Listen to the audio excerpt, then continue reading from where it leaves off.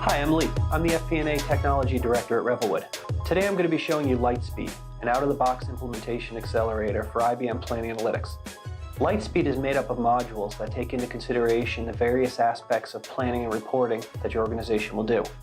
Today I'm going to show you account-level planning. The account-level planning module is designed to allow you to plan your operating expenses, SG&A expenses, or any other component where you simply have a grid of numbers that you want to input into the system. The account-level entry template is designed so that you first start off by picking your pieces and then you enter your data. The Revelwood approach to building input templates and input mechanisms as part of Lightspeed is to allow our selectors to be up on top. Selectors are where you're going to define the intersection of data and the specific component that you're going to be loading.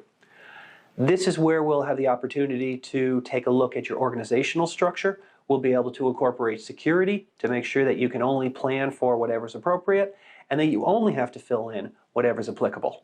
It's designed to be a user-friendly experience for your end users, and we're going to make sure that your users are able to click on whatever they need to enter their data and then enter their data. What does that mean, enter your data?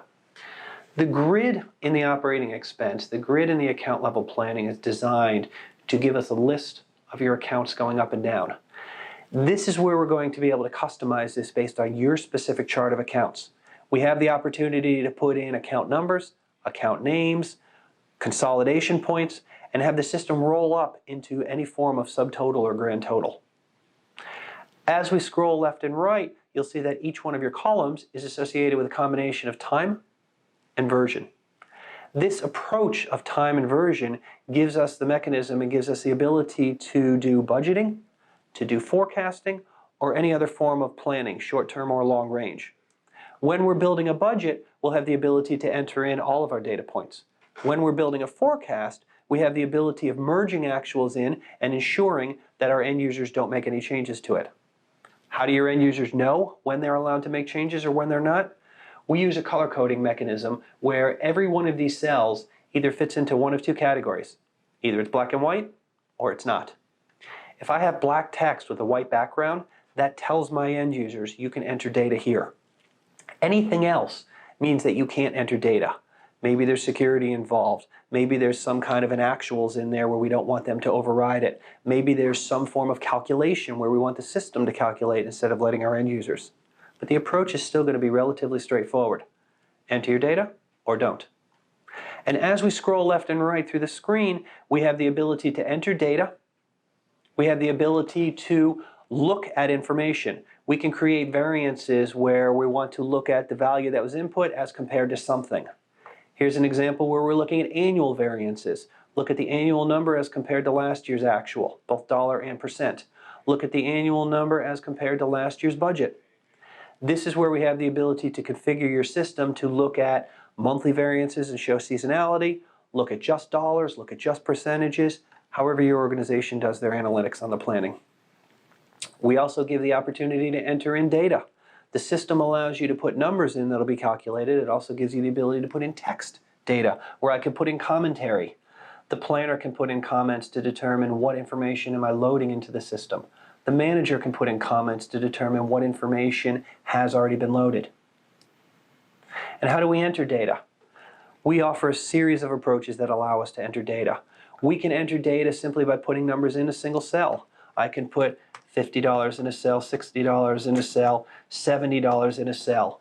And as I put the numbers in the cell, the system will consolidate and show results immediately. I can continue to do a bottoms-up approach where I mass load. Maybe I want to repeat a number in my planning components. I can right-click on a cell and choose the option to do what we call spreading. I want to repeat the number 50. So I'm going to repeat 50. I'm going to send it over to the right. I'm going to replace any number that are there. And when I click on apply, what the system's going to do is not only is it going to put $50 into every one of the months, it's going to calculate and consolidate my grand totals for me. We also have the ability to do top-down planning. Maybe I didn't want to put $400 in. Maybe I wanted that to be $800. I could put in $800, and as soon as I press enter, it's going to respread the values that are down below. And I can now change the values that are down below. I put in an annual number, maybe I want this monthly number, maybe I want December to be 3 times as much. So as soon as I put that number in, it reconsolidates back up. And now when it's time for me to spread down, instead of spreading down evenly, I'll just double my number. When I spread down, it'll spread down proportionally. It gives me the ability to do seasonal planning. I also have the ability to go much more granular. Instead of putting in a number, I can use an approach called line item, where what line item will allow me to do is it will allow me to put a series of numbers that'll consolidate up to a total.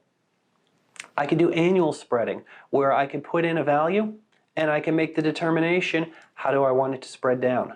Do I want it even over the month? Maybe I want it to be based on some kind of a accounting approach where it's at the start or the end of the quarter. Maybe I want it to be in some kind of an accounting approach where I use 445 or 454. These particular approaches give me an easy-to-use grid where I can enter data, I can enter it in a series of mechanisms, and I can then see the results immediately. Some organizations use this for their OpEX, operating expenses. Some organizations use this for SG&A. Some organizations use this for below the line. And the ultimate goal of account level planning is to be able to enter data in any situation where I just want to plug in numbers.